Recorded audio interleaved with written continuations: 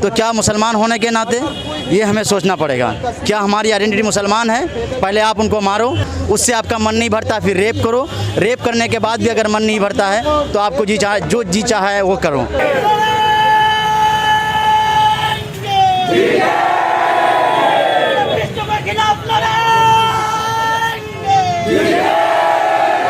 हमने 2002 को नहीं भूला है, हमने 3000 लोगों का कत्ल को नहीं भूला है। वो हमारे लोग थे, शायद वो इंडियन नहीं मानते हों, उससे पहले मुसलमान थे।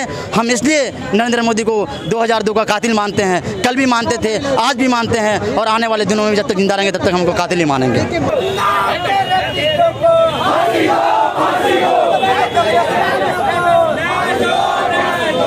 जैसे आपको याद होगा 2012 का निर्भया कांड, जब भी लोगों ने कितना प्रदर्शन किया था और अमेंडमेंट किया गया था प्रोसीजर में, क्रिमिनल प्रोसीजर में, और अब हम देख रहे हैं कि उन अक्यूज़ को 1962 जो लॉ अब चल भी नहीं रहा है उसके जगह दूसरे कानून लाए गए हैं, उस कानून का इस्तेमाल करके अब उनको छोड़ा गया है।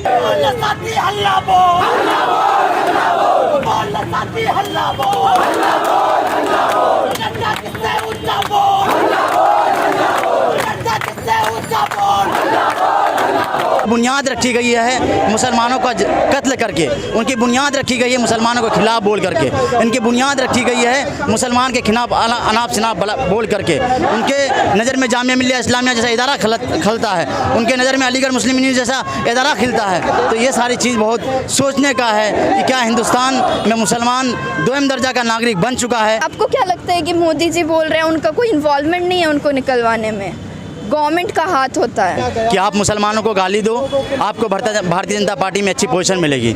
आप मुसलमानों को गाली दो, मुसलमानों को मारो, मुसलमानों का नरसंहार के बारे में प्लान करो, मुसलमान का जो प्रॉफिट आप सल्लल्लाहु अलैहि वसल्लम है, इस्लाम के जो प्रॉफिट आप सल्लल्लाहु अलैहि वसल्लम है, उनको बुरा भला कहो, आपको भारतीय जनता पार्टी से टिकट मिलेगी, या आप सांसद बनेंगे या आप मंत्रालय में होंगे। हम ये चाहते हैं कि उन्हें इंसाफ मिले। जो 11 कैदियों को निकाला गया, उन्हें मिठाई से उनका स्वागत किया गया है और ये कहा गया वे ब्राह्मण है, उनका कैरेक्टर अच्छा है, उन्होंने एक अच्छी तरीके से वो रहे हैं।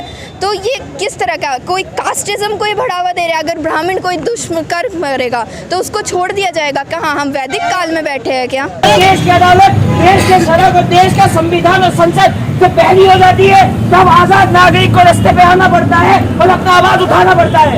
आज ये जामिया की संसद आज इसके ऊपर न्याय करेगी। थोड़ा पीछे हो जाओ।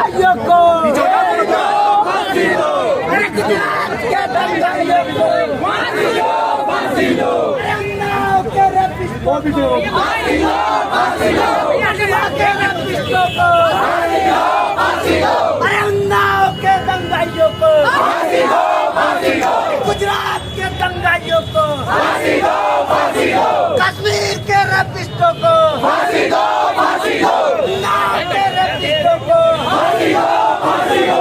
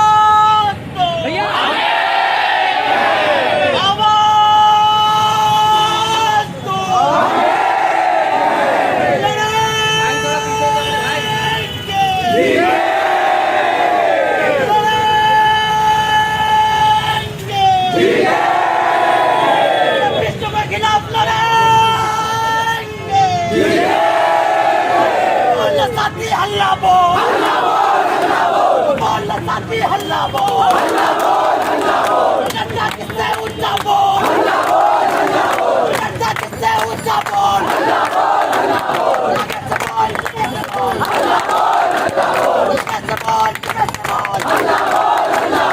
रैपिस्टों पे ऊंचा बोल, रैपिस्टों पे ऊंचा बोल, ऊंचा बोल, मोदी सारा शरीफ के खिलाफ ऊंचा बोल,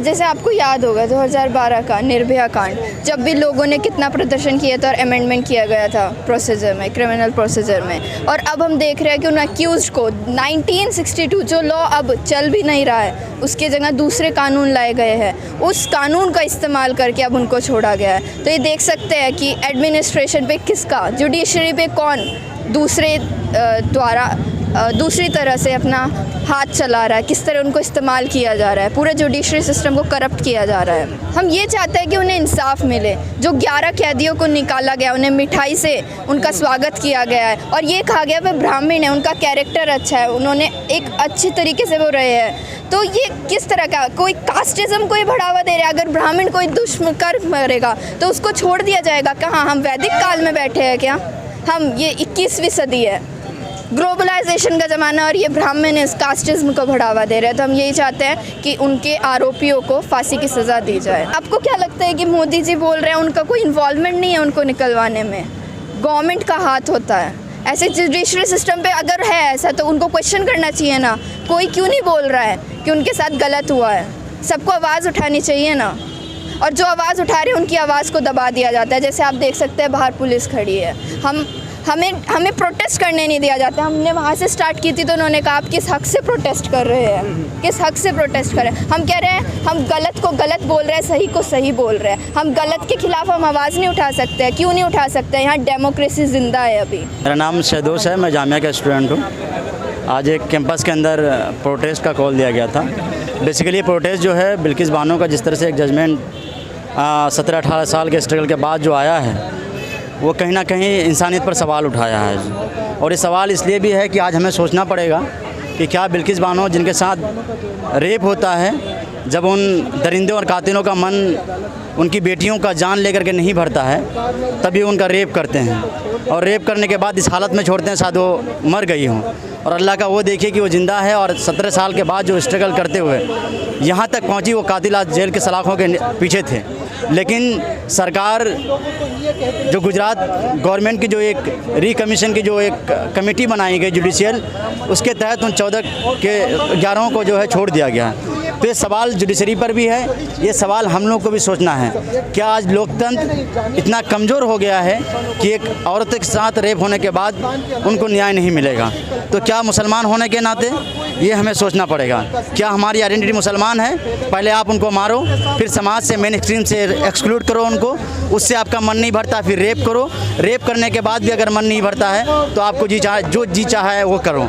ये सिर्फ और सिर्फ सरकार पूरी तरीके से अपने कामों से विफल है, अपने कामों पर खड़े नहीं है। इसलिए हमें लग रहा है कि अलग अलग तरह से मुद्दों जैसे इलेक्शन है, उनके लिए इलेक्शन बहुत बड़ी चीज़ हो सकती है। सरकार आएंगी और जाएंगी, इंसानियत ज़िंदा रहना चाहिए, लोगों का बचा रहना ज़रूरी चाहिए, मुसलमानों का हिंदुस्तान के अंदर ज़िंदा रहना ज़रूरी है।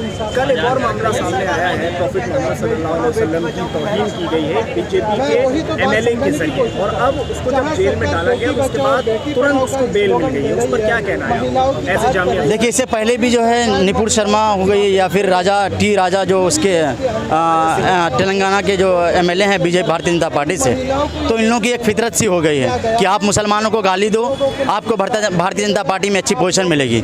आप मुसलमानों को गाली दो, मुसलमानों को मारो, मुसलमानों का नरसंहार के बारे में प्लान करो, मुसलमान के जो प्रॉफिट आप सल्लल्लाहु अलैहि वसल्लम है, इस्लाम के जो प्रॉफिट आप सल्लल्लाहु अलैहि वसल्लम है, उनको बुरा भला कहो, आपको भारतीय जनता पार्टी से टिकट मिलेगी, या आप सांसद बनेंगे या आप मंत्रालय में होंगे। आप उनके ऊपर से नीचे से देख लीजिए, आज देश का प्रधानमंत्री भले नरेंद्र मोदी हो, हमने 2002 को नहीं भूला है, हमने 3000 लोगों का कत्ल को नहीं भूला है, वो हमारे लोग थे। शायद वो इंडियन नहीं मानते हों, उससे पहले मुसलमान थे, हम इसलिए नरेंद्र मोदी को 2002 का कातिल मानते हैं, कल भी मानते थे, आज भी मानते हैं, और आने वाले दिनों में जब तक जिंदा रहेंगे तब तक हमको कातिल ही मानेंगे।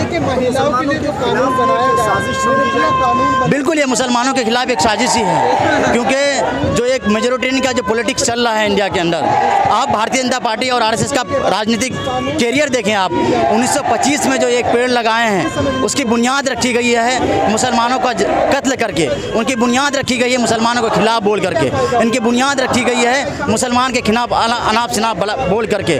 उनके नज़र में जामिया मिल्लिया इस्लामिया जैसा इदारा खलता है, उनके नज़र में अलीगढ़ मुस्लिम यूनिवर्सिटी जैसा इदारा खिलता है। तो ये सारी चीज़ बहुत सोचने का है कि क्या हिंदुस्तान में मुसलमान दोयम दर्जा का नागरिक बन चुका है, ये मान लें। मेरी अदालत से भी गुजारिश है, मुझे तो लगता है कि मरे हुए लोग, मेरी खुद की लिखी हुई एक कोटेशन है कि मरे हुए लोग और खंडर घर से कभी आवाज़ नहीं आती है, इसलिए लगता है अदालत पर बैठे हुए लोग मर चुके हैं और अदालत खंडर हो चुकी है। ये मुझे कहने के लिए मजबूर होना पड़ेगा, ये कहना कि सच्चाई है। ये कहा जा रहा है कि ये संस्कारिक ब्राह्मण इसलिए इसका विरोध कर रहे हैं कि हम चाहते हैं सरकार इन्हें दोबारा से जेल में डालें।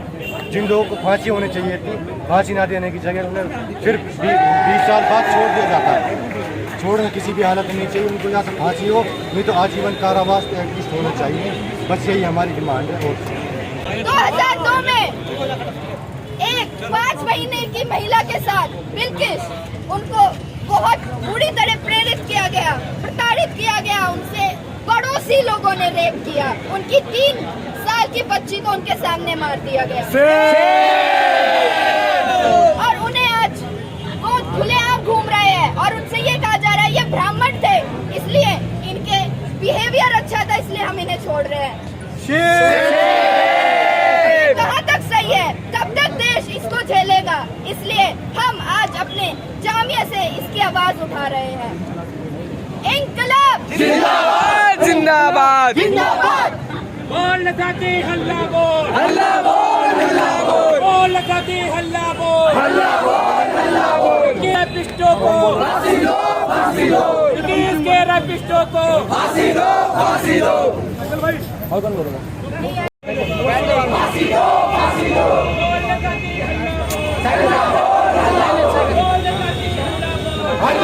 आज देश में जो दहशतगर्दी फैली है, जो बेशर्मी की हद पार की गई है, देश में बलात्कारियों को फूल मालाएं दी जा रही है, बलात्कारियों का सम्मान किया जा रहा है, बलात्कारियों के सबूत देश की अदालत, देश के सड़क और देश का संविधान और संसद जब पहली हो जाती है तब आजाद नागरिक को रास्ते पे आना पड़ता है और अपना आवाज उठाना पड़ता है। आज ये जामिया की संसद आज इसके ऊपर न्याय करेगी। इसके लिए मैं अपनी साथी श्री लक्ष्मी को बुलाना चाहूंगा, वो अपने अभिव्यक्ति रखेगी कि उनको कैसा लगता है इस देश में जब पुलिस प्रधान लोग चढ़ते बैठते हैं।